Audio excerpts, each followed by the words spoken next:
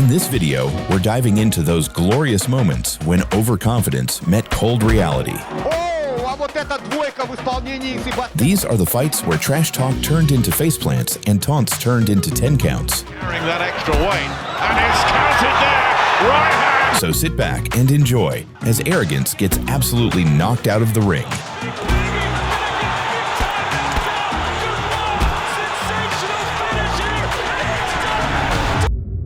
Anthony Fitzgerald spent years calling out Spike O'Sullivan, saying he was ducking him and that he was the better man. No, I'm just going in for a walk. Head on, straight in. Yeah. There's no holds bar here. I'm going straight in and I'm going in there to fight. There's no way I'm losing. He's coming into my backyard to fight me. Well, Spike finally showed up and in just 60 seconds proved that talking doesn't win fights.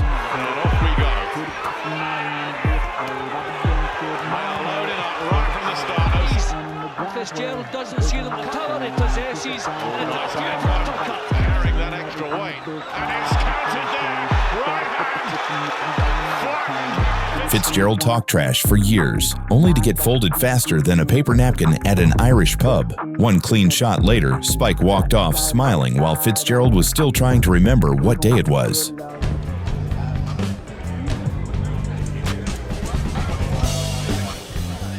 Callum Izard strutted into the ring like he was walking a red carpet, thinking YouTuber OJ Rose would be an easy warm-up. Calls himself the businessman, but this is probably the worst deal he ever made. You're a short guy, bro.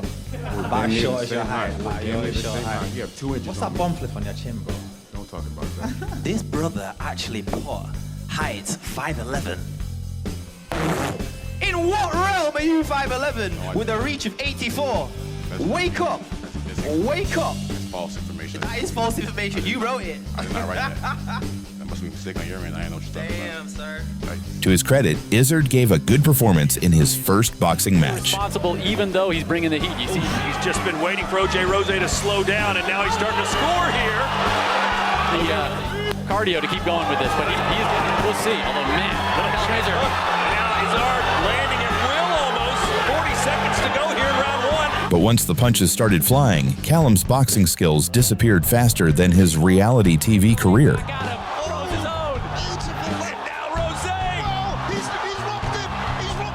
After getting tagged a few times, he ditched boxing entirely and started wrestling like he forgot which sport he signed up for.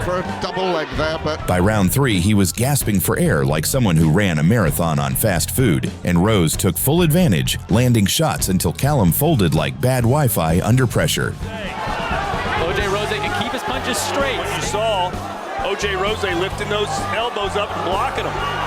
Yeah, OJ blocked every one of those punches. and they wear on you, but that connected cleanly. 1, 2. Izard maybe from the brink again. Unbelievable! Down he goes.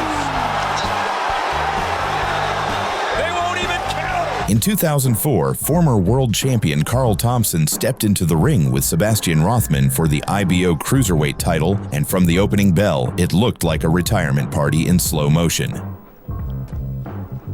который родился в Израиле.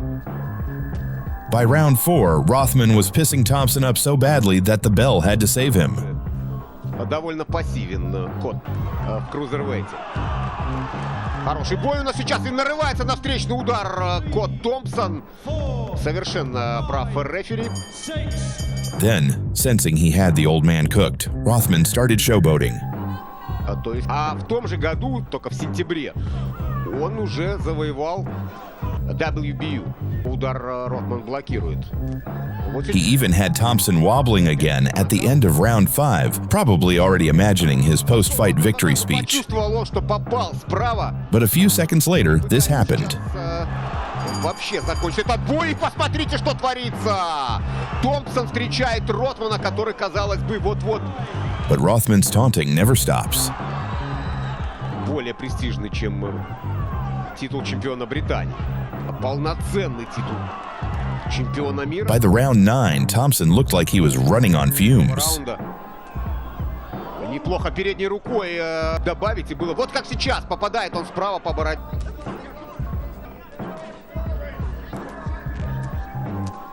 Commentators already half writing his obituary. И снова. And then boom. Оу! Боу, а вот эта двойка в исполнении Себастьяна Ройка. Откуда-то силы взялись. Нет, остановка. Ну и потрясающий нокаут, конечно, очень красивый момент. Out of nowhere, he unleashed a right hand so clean it deleted Rothman's confidence, ego, and mouthpiece all in one frame. Right, there you go. And I've been told. In this classic throwback, Herbie Hyde strutted into the ring like he was about to teach Riddick Bowe a boxing masterclass. Full of confidence, calling himself the better fighter and bouncing around like a caffeine-charged kangaroo. Are you ready, Riddick Bowe? Are you ready, Big Daddy Bowe? Everybody's scared of Riddick Bowe. No one want to have a challenge with Riddick Bowe. But I'm 23 years old, I'm saying, damn the business. Hyde really believed speed could conquer size. At first, it actually looked like it might. In reply, that Hyde did not throw, which means that Hyde had it with the left jab, though both were pawing rather than snapping. Maybe the pressure of the crowd, we never got to him. Hard right hand. The Dancing Destroyer was living up to the name until around 3, when Bowe decided the dance was over. One clean shot later, Hyde was on the floor faster than a Wi-Fi signal during a storm. Together, down goes Hyde again. He got up, then went right back down again like a man testing the gravity in the ring. As Bowe opens up to try to finish, Hyde takes advantage and falls down again. Got hit with an uppercut. Can he make it out of the round? He does. By round 4, Hyde tried to make a comeback, throwing everything he had, and for a second it looked like Bowe might be in trouble. Down. And Bowe goes down while missing a punch. And Steele calls that a slip. Instead of trying to make it happen. Leads that have marked Bowe's career. Here is But then reality in Bowe's right hand checked him back into the canvas. lands 2 hard right hand shots. Hyde's out on his feet, and there he goes. The only shot that Hyde has. Great hard right hand. The energy bill finally came due. Hyde was exhausted, wobbling but still swinging like his rent depended on it. But Bowe wasn't interested in another round of cardio. Slippage. Hard right hand over the top. That may be it. Will this be enough? 7, 8, 9, 10. And Hyde's not gonna make it up. He closed the show with a brutal finish, leaving Hyde flat and humbled. Miller came in over 300 pounds, bragging he'd cooked Dubois like shrimp. I'm tired of roasting these guys all week, man. I'm exhausted. I'm just ready to punch them in the face already. We're gonna turn the shrimp fried. We're gonna glaze them. We're gonna grill them. We're gonna broil them. Either way, the shrimp gonna get cooked. Tune in. The shrimp got fried all right, but it wasn't Dubois. With his head.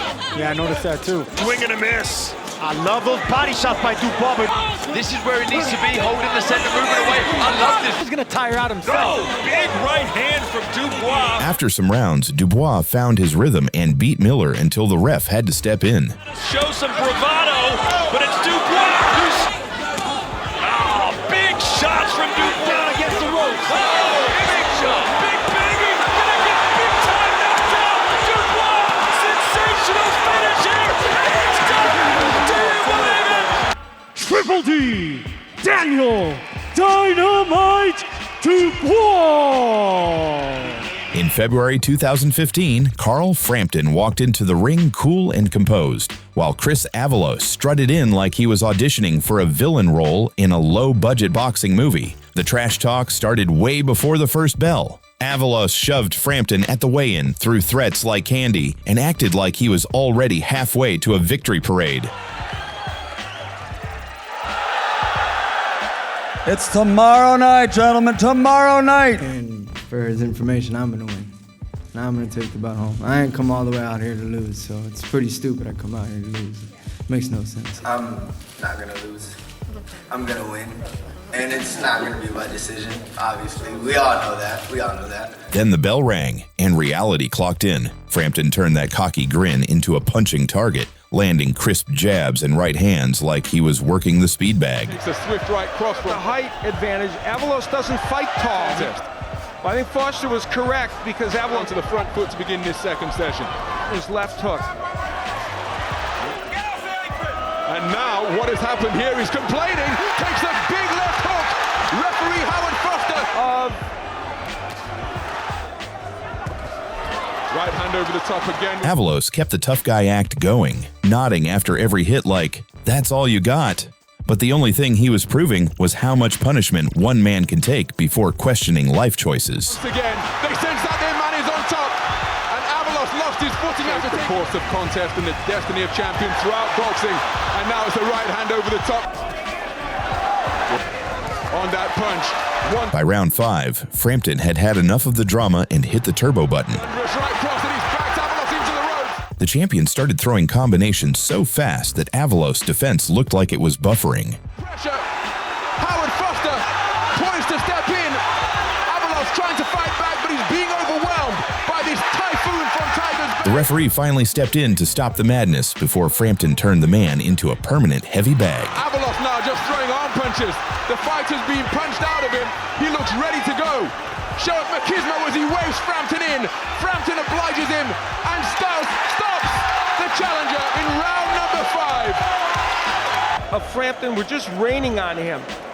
And that's when a wobbly, he was relentless. In March 2010, Charles Manuchi walked into the ring looking like he'd rather be anywhere else. Maybe a beach, maybe a bar. The WBC silver welterweight champ oozed overconfidence, barely acknowledging his unbeaten challenger, Kudratilo Kakorov. Then Kakorov decided to edit that reel himself.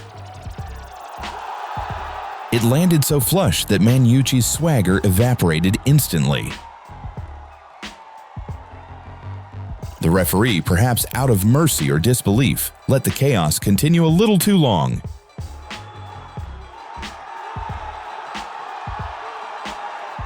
The so-called showboat had capsized, and the once smirking Manuchi was left wondering how the night turned from comedy to catastrophe in under a round. In this clash of unbeaten light heavyweights, Nathan cleverly squared off against Danny Macintosh for the vacant British title. And Macintosh arrived like he was auditioning for a rock concert, dripping with swagger and overconfidence. 9 years old, showing himself to be a bit of a showman as he vaults over those ropes.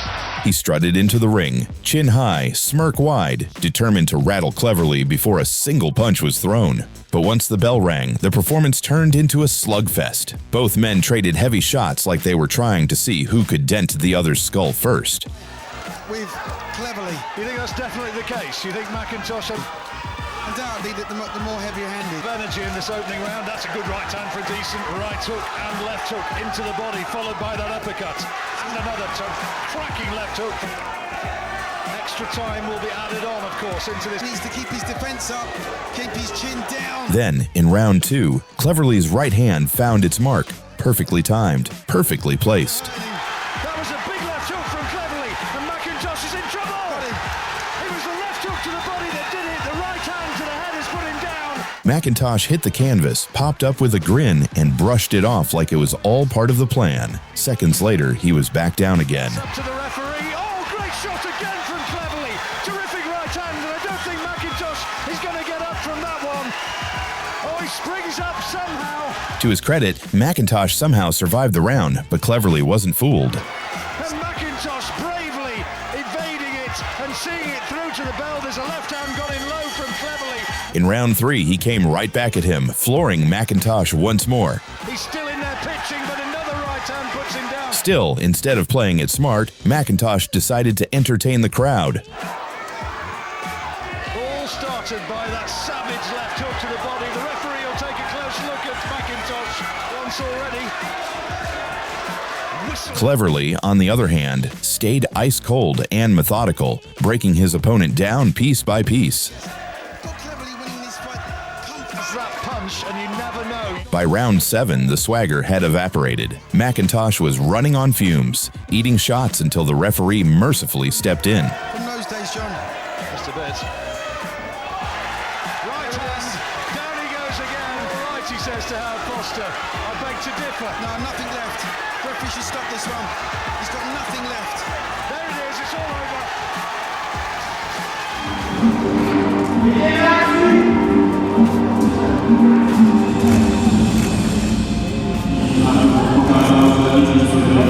Poland's Artur Spilka has never been shy about running his mouth. The man could probably talk trash in his sleep. So when he faced fellow Pole Lucas Rosanski for the WBC International Bridgerweight title in 2021, he made sure everyone knew who the real king of Polish boxing was. Spilka promised to end things early, and for about 10 seconds, it looked like he might actually deliver.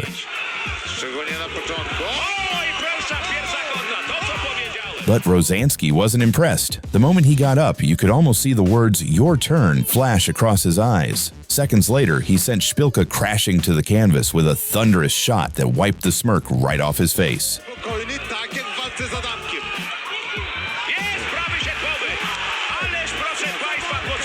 The crowd roared, and suddenly the loudest guy in the building was silent. Rosanski wasn't done. He stormed in, turned up the pressure, and dropped Spilka again.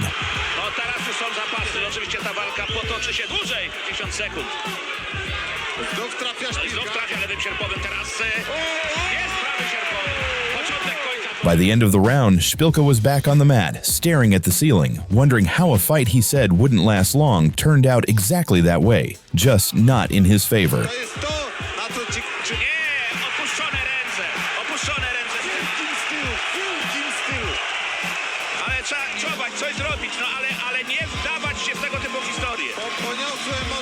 Wilder talked about warrior hearts and dying in the ring. You can feel the energy that we're not playing no games. I'm a warrior. I got a warrior mentality. I got a warrior mindset. I got a warrior heart. And I'll die for what I believe in. I'm willing to die in the ring for what I believe in. Zhang listened. That knocked him so hard in round 5. There he goes. Oh, jeez.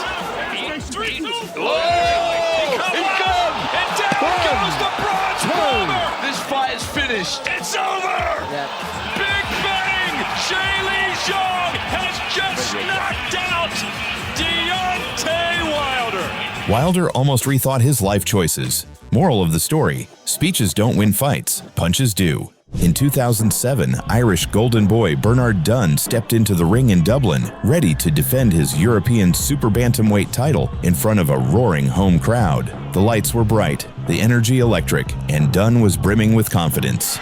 Ladies and gentlemen, Dublin's #1 son. From the opening bell, Martinez charged like a man trying to catch the last bus home. Before Dunn could even settle into his rhythm, boom! A wild left hook dropped him to the canvas. Height advantage, Gary. Dunn got up, looking like someone who just realized this wasn't the sparring session he signed up for. Martinez smelled blood and went full berserker mode, unleashing another furious barrage that sent Dunn crashing down again. Well, the Spaniard. Well, that's a fine punch this time, and Dunn is down. He's in trouble.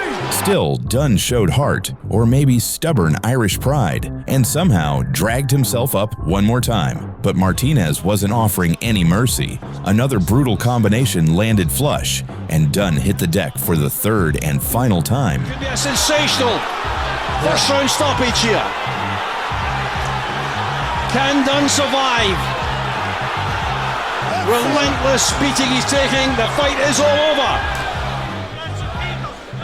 Well, there was just no answer here from Dunn, and the referee had to step in all right. In 2009, British lightweight champion John Murray made the first defense of his title against Lee Mallister. In the future, he might be against the man sitting close by. Mallister looked sharper in the early rounds with his elusive style and incredible speed. Victories. In the end, you know, it's going to be... Well, what about the counter? There's a little bit of redness around the face. However, Murray found his rhythm in the third round and began to land his shots with more accuracy. Trying to fight his man from range and picking off Murray with a lovely right uppercut. From time to time, this is where Murray wants it. Good right hand and a left hook as well from Murray. Real good quality shots from Murray. Kidology from Mallister. Murray says, yeah, I can land some more, and does. And he will. After 8 rounds of hard-fought battle, Murray dumped Mallister to the canvas with a wicked body shot. Murray landed a nice left hook to the body, came over the top, now he's getting through better. He's blooded his nose as well. You took the words right out of my mouth until now. Beautifully on the jab. Oh, good body shot. He's gone down to the left hand. crippling left hook to the body, and I'm not sure that Macalister's going to get up from this. He's hurt. He shakes his head to the corner. He knows he's just about all in here, and it's been stopped. Lovely shot. Here it comes. Bang. And down he went. I'm sure you guys enjoyed this video. Give it a like and subscribe to the channel for more humbling and karma moments.